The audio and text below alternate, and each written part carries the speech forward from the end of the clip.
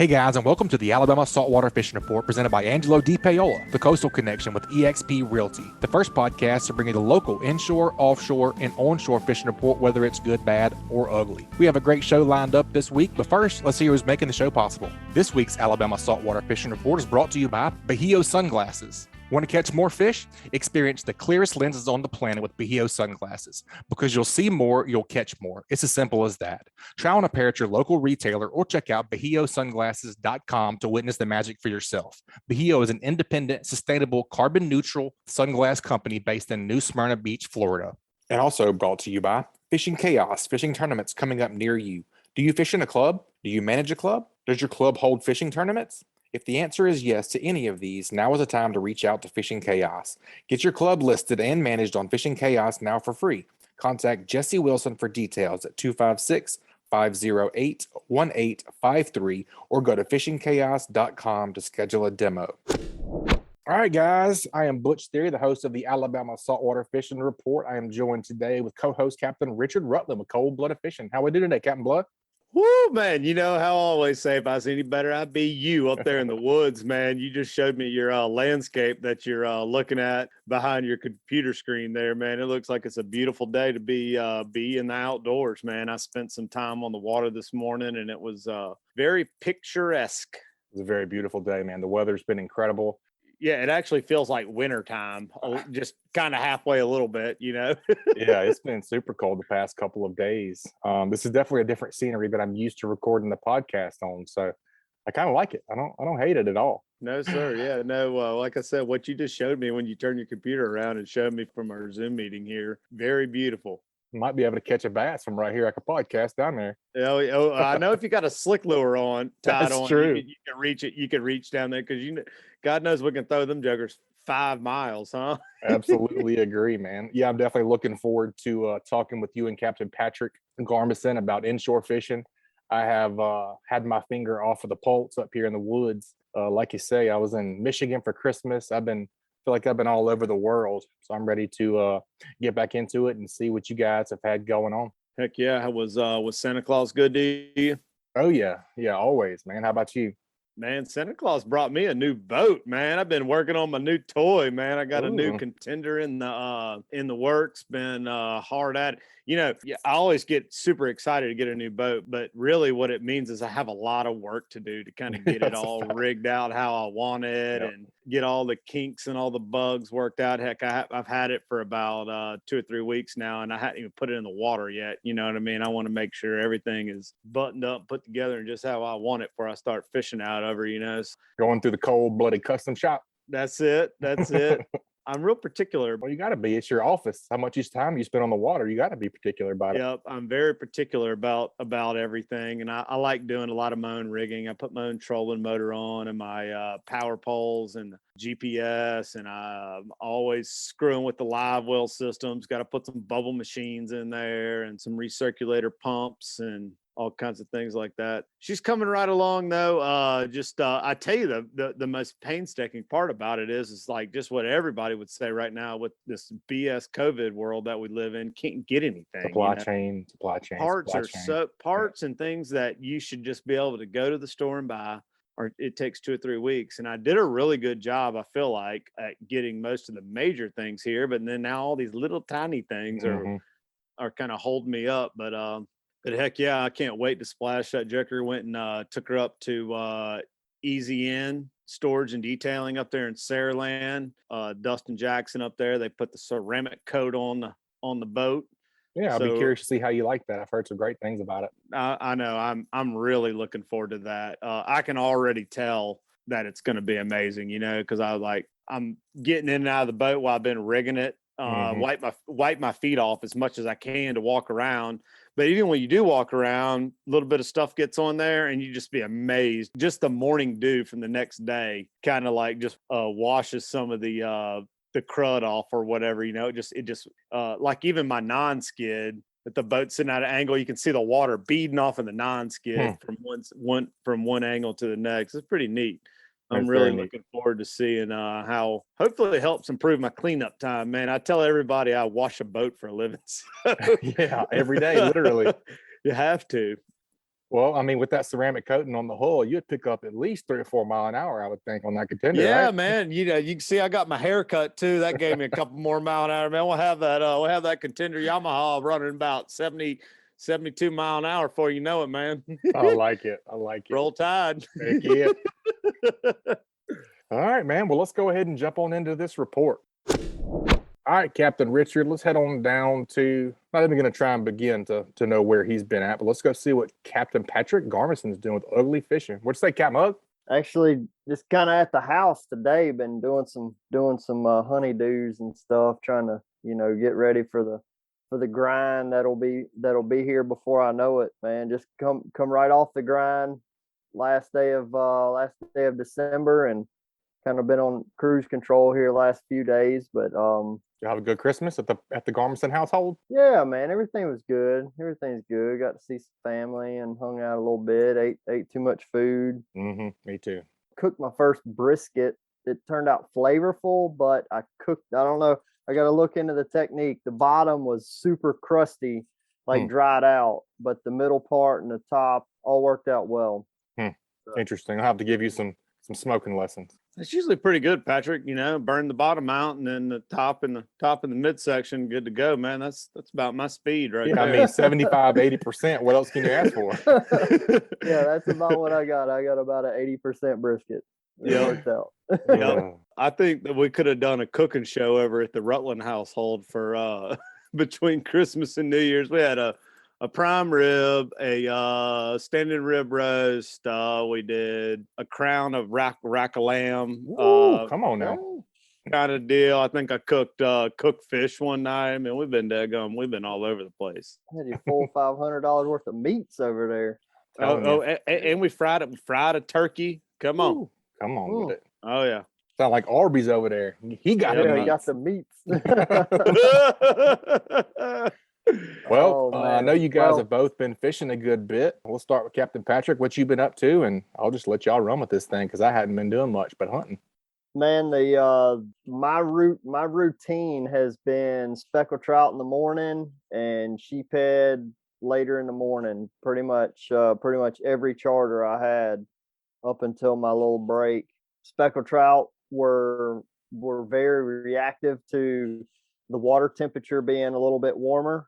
I was seeing water temps in the 60s and close to 70-degree range. And I mean, we were throwing slick lures in shallow water, doing really, really well. Now we've had a couple of nights in the 30s and 40s. I'd imagine that those fish are going to slide off into some deeper areas. A lot of times it takes several days, 5 or 6 or so days in the 30s, like nighttime 30s, to be able to really move that water temperature down, and then they just go and lock into some type of winter pattern. But man, with the current weather that we've been having, where we'll have maybe 2 or 3 days of cold and then 5 days of warm, man, it's actually been a little bit easier for me to find fish on as it warmed up a little bit, because it just put the fish shallow and kind of easier to find. I've talked over the years with Bobcat, and he hates jig fishing, and I've always asked him why he hated jig fishing and fishing deep water, and it's really because it requires you to have to try to figure out how to catch those fish somewhere between the top of the water column and the bottom, and it could be 1 foot to 28 feet deep when they get in that funky range where they want to be, where there's no telling where they're gonna hang out. Versus like when it's super cold, you're pretty much going to guarantee they're going to be on the bottom or near the bottom, and not so much in the shallows. But like in the springtime, when there's a lot of activity in the shallow water, you just stay slap focused in the shallow, and you only have 2 to 3 feet of water to cover. What you got, Richard? So I agree. I agree. I'm not as hard-headed as Bobcat is, maybe we'll say, about the deep water thing. I think it's much easier to catch them, obviously, when they're in shallow water, especially this wintertime stuff. Nothing in the world excites me more than being able to go into, like, let's say less than 4 or 5 foot of water in the wintertime in some of these tidal rivers that we love to fish in, and be able to find the fish. It should, like you said, just the reduced water column makes them much easier to find. But something I was kind of thinking about when you were talking about the deep water jigging thing. I was listening to a guest of ours who we're going to have on after you in a little while. I was listening to Chris Bush's podcast with Chad Champagne, the owner and creator of the Matrix Shad. Mm-hmm. I was listening to him and Chris talk, and that was one thing that Chaz was kind of talking about with the deep water jigging thing is, man, with the deep water jigging thing, it's really tough to cover a lot of water in a day because it takes so long to let your jig sink 20 foot down and then work it in for, one cast you work in for 3 minutes, Working it super slow on the bottom. Yeah. And then you cast again. You got to wait 30 seconds for it to hit the bottom and then start jigging again.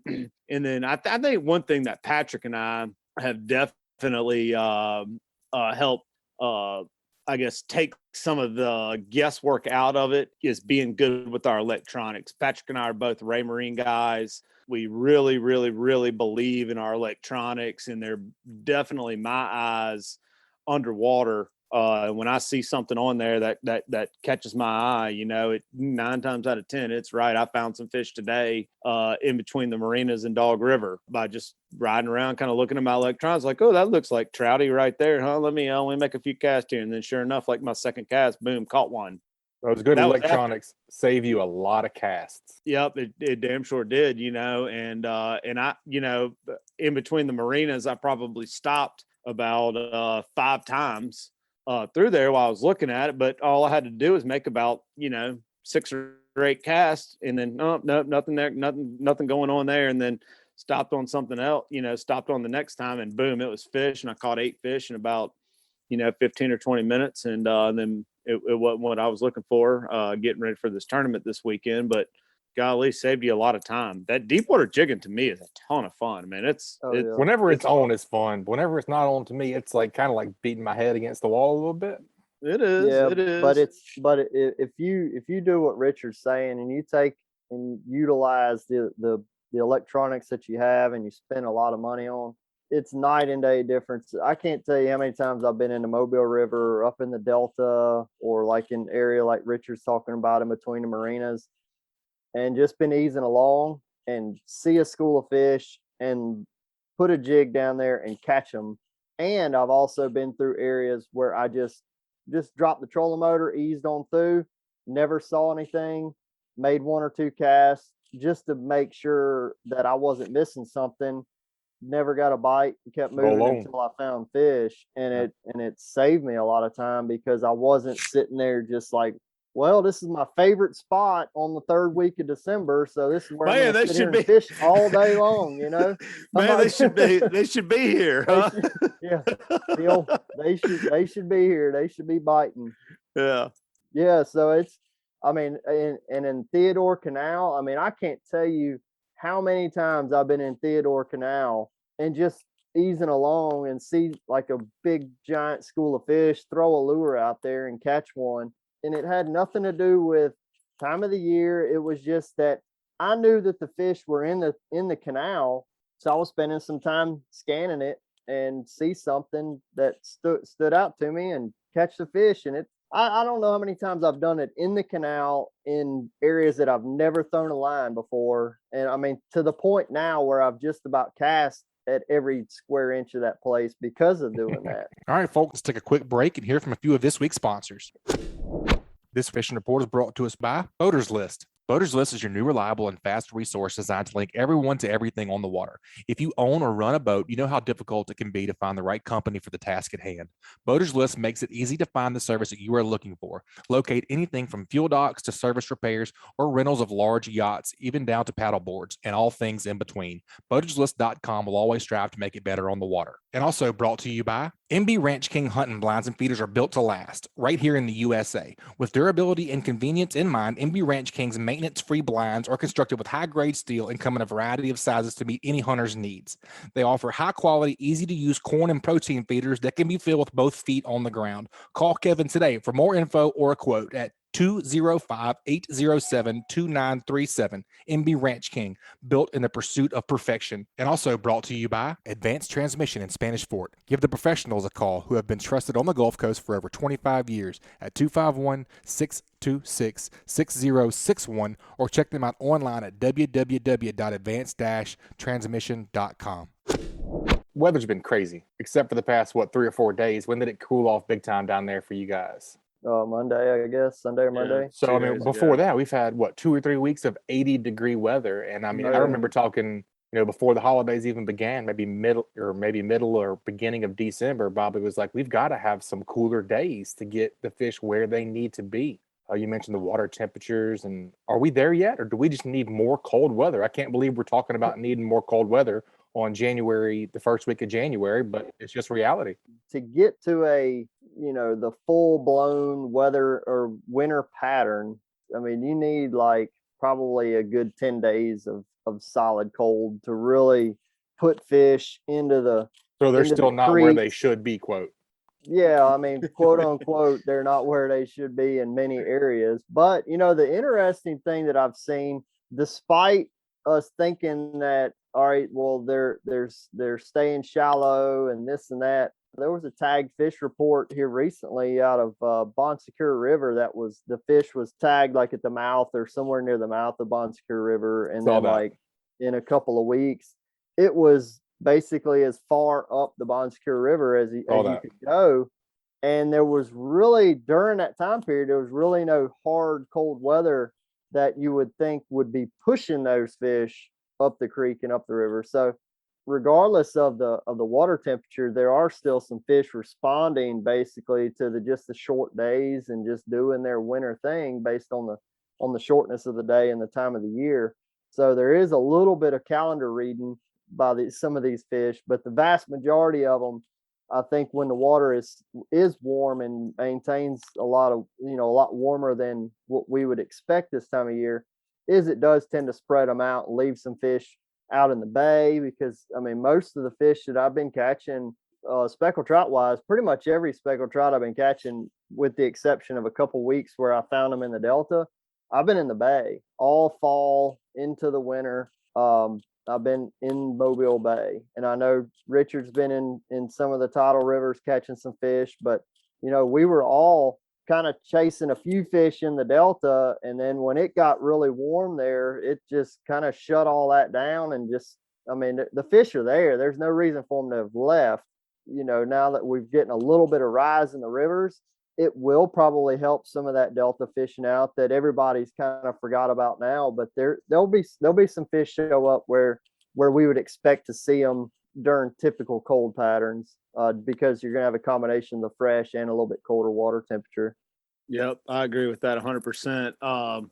In the past couple of days that I've been on the water, the one thing I've definitely noticed in the tidal rivers, that I'm no longer catching any fish in shallow water. When I say shallow, we'll just say less than 4 feet, less than 4 to 6 foot of water. I'm not really catching a lot of fish anymore. They're definitely drawn more towards what I would call the deeper sections of the river. I'm fishing more like deep underwater ledges right now is basically what I would say I'm fishing. So I'm looking for an area where you have 3 to 4 foot of water and it's dropping off to 6 to 10, 12 foot of water, something like that is basically what the pattern's kind of turned into since this last little bump of cold that we've had. I wish I'm like everybody. I kind of wish that the cold would lay in there a little longer, but it's going to warm back up, and then it looks like it's going to cool off again. I guess today was kind of a warm up day, and I think tomorrow night it's supposed to go back down into the 30s again, and then be right back up, warmed up again Friday.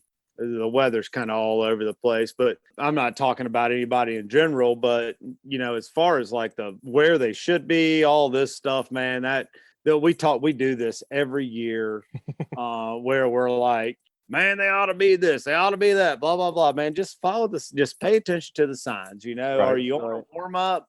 Are you on a cool down? It seems like literally the past, I don't know, 4 or 5 years, we hadn't had like what I would call a typical winter. You know, it warms up, it cools down. It warms up, it cools down. You know, those fish don't care where you want them to be. no, they don't. They don't. And you just need to know what you need to think about in your mind is, are we on a warm up or are we on a cool down? Like right now we're on a cool down, I feel like. So they're going to fall off of the edges of the flats and down into the deeper water and live and feed on those, like I'm talking about, the deep water ledges.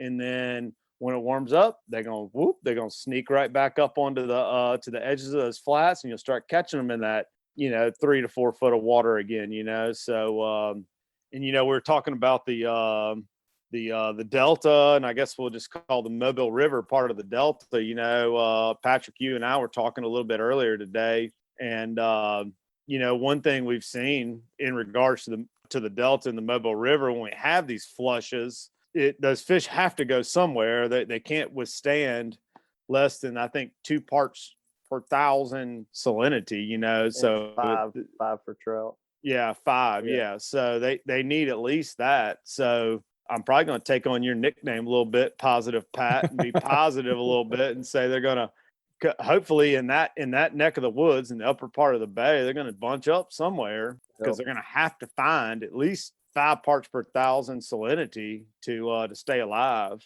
So to at least just stay alive.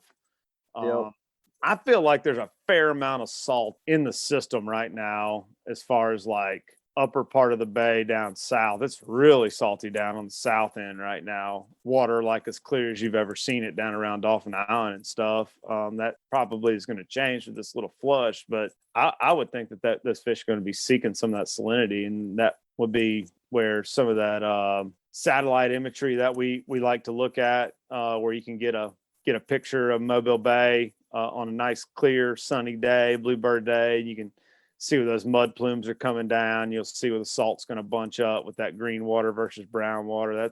That'd be kind of what I'd be looking for some of here going forward. Yep. Let's talk a little bit about bait. What do you guys see? I know you guys love the slick lure. Has there been any particular color that have been eating it up, or has it just been condition based, or what you think? That's a good question, Butch, because I actually told Richard that I had one of our podcast listeners, Joe, he was on the boat. We were throwing slick lures. He was throwing a bobcat or the B cat, and which is the white or the pearl with chartreuse tail, and caught a couple of fish on it. But then I had his uncle throwing a pink with chartreuse Betts halo shad swim bait, and he was doing okay. So then his Joe's B cat got tore up, and we took it off, and he looked in my slick lure binder. I've got like one of those like full blown worm binders where I've got every sleeve full of slick lures, and he grabs one of the pink and chartreuse ones, and he's like, what do you think about this one? I was like, you can go ahead. I said, I don't know that I've caught a fish on one this year. Was it clear water, or what were the conditions? It was decent. Like, it was probably 18 inches of visibility, but it was dirty per se, but it certainly wasn't muddy, but it was definitely a stained water. Friggin' first cast with the pink and chartreuse, he whacks a 23 incher. I was like, well, there you go. Guess that was a good call. So then he stuck with that and kept fishing it, kept catching fish, and it ended up having probably one of the better days I had towards the end of December, as far as numbers and quality. And then I just kept that lure on for the next couple of trips, and it continued to produce and outproduce the other colors. So the pink and chartreuse really fired up good for me. When the water was cleaner and when I was in real good and clear water, the cool beans always seems to stand out. And then the that pea mint, those two colors were really, really good for me when I was in clear water leading up to this cold event. And then on the little slick, we were actually throwing the little slick a good bit in Mobile River, and throwing it on a swim bait hook. So it would have like a really slow fall, and we would twitch it real hard as it was sinking, but it would take, you're throwing it over 15, 18 feet of water. It'd take, like 30 seconds, 45 seconds for it to get to the bottom because it's slow sinking. but those fish were hitting it probably about 6 to 8 feet deep, and they were really keyed in on that pink. We tried the cool beans and the little slick and the swamp thing and the limon. None of those were really getting any action, but that just plain pink little slick was doing really well. All right, guys, take a quick break and hear from a few of this week's sponsors. This week's Alabama Saltwater Fishing Report is brought to us by Test Calibration. Is your diesel engine showing signs of low pressure or excessive engine smoke? If so, you may be in need of a repair to your diesel fuel injection system. Test Calibration has been selling and servicing diesel turbochargers and fuel injection systems since 1976 and are up to date with all the latest diesel technology. No matter if you're running a diesel in your boat, tractor, or truck, Test Calibration can help you. Contact them at 800-822-0057 or visit them online at testcalibrationdieselandturbo.com. And also brought to you by Bucks Island. They have new pontoon boats, bass boats, bow riders, and aluminum boats for sale. They provide boat service on all kinds of boats, even if they weren't purchased from Bucks. Visit them at 4500 Highway 77 in Southside, Alabama, or give them a call at 256-442-2588. And also brought to you by Dixie Supply and Baker Metalworks. Dixie Supply and Baker Metalworks are proud to be your metal roofing headquarters for over 40 years. Save time and money by buying from the most reliable manufacturer on the Gulf Coast. Buy it today, pick it up today. With the addition of their new store in Cantonment, Florida, they now have 8 locations to serve you. Dixie Supply and Baker Metalworks, your metal roofing headquarters. Let's talk about colors for a second. And I know most, I guess we'll call diehard trout fishermen, as far as color goes, what I usually try to do is match the conditions. If I'm fishing dirty water or darker conditions, I'm usually throwing a dark color. I have 2 colors in my opinion. I have light colors and I have dark colors. But it is so funny how sometimes it's the opposite. The fish are on the opposite of what you would think or what would make sense as far as like 99% of the fishing that you do goes.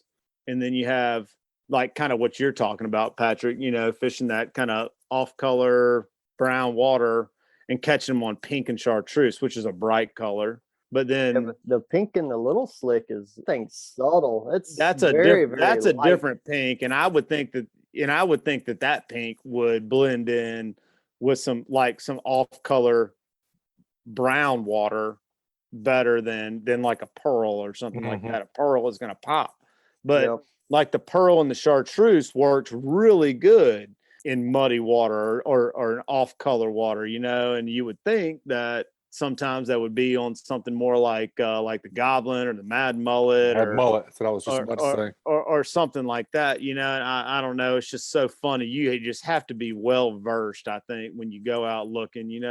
Like today, I've been kind of in scout mode for a Battle of the Grubs tournament that was coming up on Saturday. I think I brought like 8 rods with me. I had one spinning rod with like a top water or something on it. And then every other one was rigged with a slick lure and I had a different color on. And I'd pick up one color and throw it for 10, 12 casts, whatever, pick up another color, just to make sure that I wasn't missing something, and heck, today I think I caught them on 4 different colors, which leaves you scratching your head, being like, man, what are they on or what are they not on? I think there's a lot of days where they're just going to hit any color you throw at them. It doesn't matter what it is. You put the profile in the water and work the bait right action. Get a good cadence. And then there's other days when it's going to be real color specific. I was kind of seeing some of that color specific stuff about a month ago. There's only a couple of colors that they were really keying in on, which was funny about that time too, because it was cool beans and goblin, you know what I mean? Exact opposites of each other, catching them on the same cast, which still further blows my mind. But that cool beans, that thing is so versatile. You can catch fish on that lure in air clear water, in muddy water, in cloudy conditions, in bright conditions. That thing is just such a go-to. Golly. Yep, definitely one of my favorites. Redfish.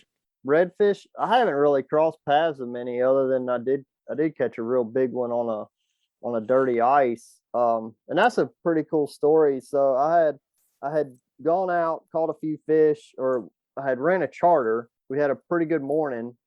We cleaned fish and I took them out, dumped them. Whenever I was headed out, I was like, man, it is so freaking glassy calm. I need to get Cooper out here. So I called Autumn to go bring grab Cooper and bring him out there to me. And whenever she was on the way to get him and bring him to me or whatever, I just eased away from the boat ramp and just was kind of looking, and I was looking at satellite, just looking at my fish finder and just kind of being observant. I wasn't looking to fish at all. And I noticed a bunch of mullet pushing way, way up onto this flat. And I was like, you know what? I'm wondering if there ain't some trout or redfish or something up there with them. So I dropped the trolling motor and started easing out there. And I wasn't sure how far onto the flat I was going to be able to get my boat, because it was a pretty doggone shallow flat. And I just started fan casting with a slick lure in amongst those mullet, and got donked. And it was a 50-inch bull red. I mean, I've never caught anything like that in my life. That's your biggest one, right? Yeah. I saw that. That thing was a slob. Yeah, it was a beast, but it was on the dirty ice slick lure. But I guess what I wanted our listeners to think about is, man, there's so many times that I can look back and where I had a memorable catch or a memorable day and ended up being in a spot I had never fished before. And it was 100% because I was paying attention to the conditions and reacting to what was happening. I had a huge incoming tide pushing water up onto this flat. There were mullet all over this flat, and the temperature was warm. It was nice and calm, and it just was a good setup. And I eased out there and caught the biggest redfish of my life. And there again, I've had very similar instances throughout our system where I just saw a scenario playing out that reacted to fishy. I reacted to it and capitalized. I mean, Richard, we probably do that 20, 30 times a year. Oh yeah. Guide fishing. People are paying us money to take them fishing, put them on fish. And we're like, you know what? That looks right there. And we stop and we catch fish and we're like, yeah, this first time I've ever been here. I totally meant to do that. Yeah. I always when that because you're right, that does happen to you all the time, or I say all the time, a handful of times a year. And I always chuckle. I'm always real quiet about it at first, right? I'm usually sitting there like grinning ear to ear when you find a new school of fish while you're on a trip, because like when I'm on a trip, when I take people on a charter, I'm not going to explore any kind of new water most of the time when I'm on a charter. I'm going to where I know fish are, because like you said, people are paying us money to put them on fish, and I'm on the inside. I'm a gleaming ray of sunshine, and I'm usually like all giddy and giggling, laughing, whatever, and then I'll always tell myself, I'm like, y'all know what's really funny about this right now, or catching all these fish, like what? And I'm like, I've never caught a fish here in my life, and it's like, we just got completely lucky, man. I always love getting lucky. Everybody loves getting lucky. I'd rather be getting, I'd rather be lucky than good any day. Oh yeah, any married man can say they love getting lucky, right? Amen. Amen. Yes, sir. Yes, well, sir. guys, what else did we miss? Miss anything? But Patrick, just to your point there, man, that's, if I hadn't said it 100 times, I hadn't said it once, man, you have to pay attention to what you're doing when you're doing it, and pay attention to the signs, you know what I mean? Because the little bit that, any of us who are fishermen, anytime we get around the water, heck, when I'm driving across the bayway, I'm looking out there and I'm reading the water, looking for some kind of sign and knowing what the tide's doing, knowing what your water depths are in areas, paying attention to your water depths when you're driving around your boat and looking at your bottom machine and whatnot, and knowing those kind of little things, man, it really goes a long way. It can really change the trip. You got to really start thinking like a fish, there's incoming tide and a bunch of bait, and heck, I'm gonna sneak up on this flat right here and I'm gonna feed because the water column's less, and it's gonna be easy to find something. Well, Richard, you said it. I mean, cold-blooded animals, and that's what we're chasing. We're chasing a cold-blooded creature that its body temperature is reacting to its immediate environment. If it's colder, the metabolism slows down and it does this. If it's warming up, it's doing something different.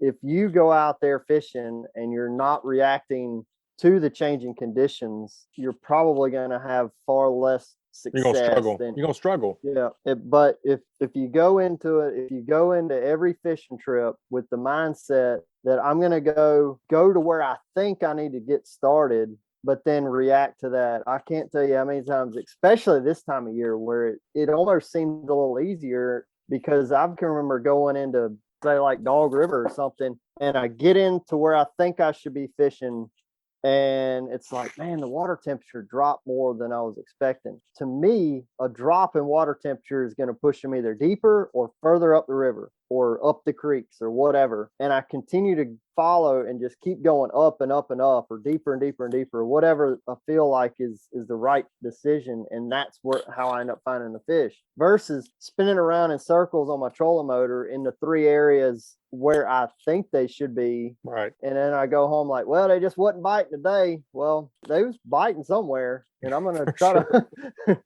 hunt them down, and that's just part of being reactionary to your day of fishing. So yeah, that's one thing that Bobcat and I talk about a bunch is and you're the exact same way, Patrick, is we are conditions fishermen. You know what I'm saying? You have to fish what you're given as far as the conditions go, and you absolutely can't. If you want to be good at this, you cannot be a spot fisherman. I think that's what separates the men from the boys, in my opinion. That's it, man. If you're a spot fisherman, it works out probably 50 or 60% of the year fishing spots, but there's a lot of times those spots don't make any sense to fish, and you got to start thinking about that, thinking about what the tide's doing, what the wind's doing. Are we on a warming spell? Are we on a cooling spell? Are they coming up? Are they going down? Are they eating shrimp? Are they eating mullet or pogies? You gotta pay attention to the signs, which I'm calling all that conditions.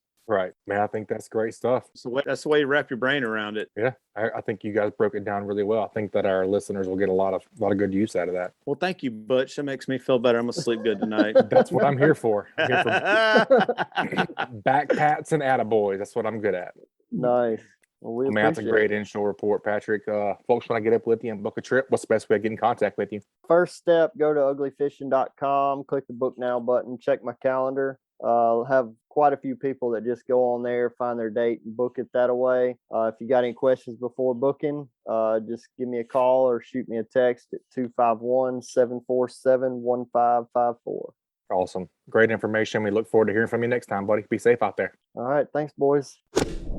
All right, ladies and gentlemen, I believe this is around episode 200 of the Alabama Saltwater Fishing Report, and I have never claimed to be a technological genius of any sort, but I think once out of 200 times is not that bad.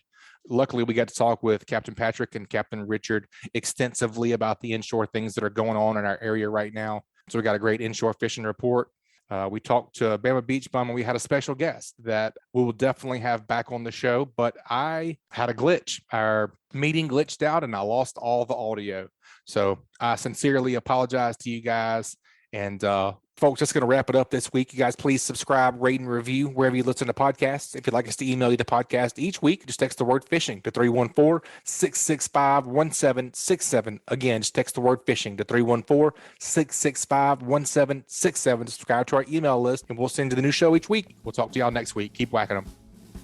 This week's Alabama Saltwater Fishing Report has been brought to you by KillerDock. KillerDock uses marine-grade aluminum to make fabulous fish cleaning tables and stunning canopies that will keep us out of the sun. KillerDock combines durability, function, and design to uniquely upgrade your entire dock experience. Visit KillerDock.com to see more. Also brought to you by Foster Contracting, Fortified Roofing Pros. Did you know you could save up to 40% on your homeowner's insurance with a fortified roof? Learn more at FortifiedRoofingPros.com or call them at 251-973-9999. This week's Alabama Saltwater Fishing Report brought to you by me, Angelo DePaola, The Coastal Connection. Find us online at thecoastalconnection.com. Also by Fishbites. Check out the full line of scented saltwater and freshwater baits as well as tackle at fishbites.com. And also brought to you by Photonis Defense PD Pro Ultralight Ultra Compact Night Vision Systems. Simply the best in-class night vision systems ever built. Contact them at photonisdefense.com to learn more. Photonis Defense, Masters of Darkness. Also brought to you by the Hunting Exchange. Hunting Exchange is an app for iOS and Android that gives you a one-stop shop to buy and sell your hunting gear. Whether you're looking to sell your bow, broadheads, technical apparel, stands, saddles, or anything in between, this secure platform allows you to buy and sell gear with confidence. So head on over to the App Store or Google Play and experience a new hassle-free way to buy and sell hunting gear by downloading the Hunting Exchange app today. And also brought to you by Sam's Stop and Shop is your one-stop shop located at 27122 Canal Road in Orange Beach, Alabama. Sam's has a little bit of everything, including a deli, inshore, offshore, and surf fishing tackle. They also have bait, clothing, groceries, name brand sunglasses, and so much more. Stop by and shop or call them at 251-981-4245 today. And also brought to you by Coastal Conservation Association of Alabama. Check them out at ccaalabama.org.